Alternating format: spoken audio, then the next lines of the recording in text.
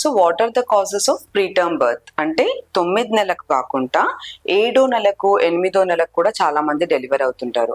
So దానికి కారణాలు ఏంటి? మోస్ట్ ఇంపార్టెంట్ ఏంటంటే ఏజ్. ఒకవేళ 17 ఇయర్స్ కంటే తక్కువ ఉన్నా కూడా, 35 ఇయర్స్ కంటే ఎక్కువ ఉన్నా కూడా వీళ్ళకి ఏంటంటే కొంచెం యూట్రైన్ అంటే యూట్రస్ లో చేంజెస్ వచ్చి అర్లీగా డెలివరీ అయ్యే అవకాశం ఉంటుంది. ఇంకొకటి ఇన్ఫెక్షన్స్.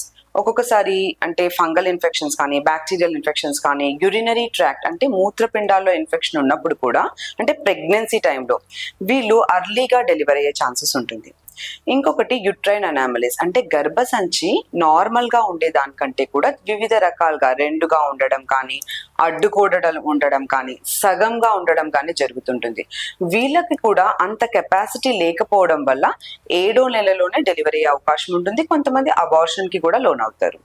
ఇంకొకటి ఏంటంటే మల్టిపుల్ జెస్టేషన్స్ అంటే ట్విన్స్ ఉండడం, ట్రిప్లెట్స్ ఉండడం అంటే ఒక్క బేబీ కంటే కూడా ఎక్కువ బేబీస్ ఉన్నప్పుడు కెపాసిటీ ఆల్మోస్ట్ ఆల్ తక్కువ ఉంటుంది, అంటే హాఫ్ కెపాసిటీ అయిపోతుంది ఒక బేబీకి. సో అలాంటప్పుడు కూడా 7వ నెలలోనే డెలివరీ అయ్యే అవకాశం ఉంటుంది. ఇంకొకటి మీ ప్రీవియస్ హిస్టరీ అంటే ఒక ఆల్రెడీ డెలివరీ మీకు 7వ నెలలో అయిందనుకోండి, అలాంటప్పుడు కూడా మీకు అర్లీగా 7వ నెలలో అయ్యే అవకాశం ఉంటుంది. అప్పుడు ఆబ్స్టెట్రిషియన్ మీకు సలహాలు ఇస్తారు అలా కాకుండా ఎలా ఉండాలి అనేసి. Thank you.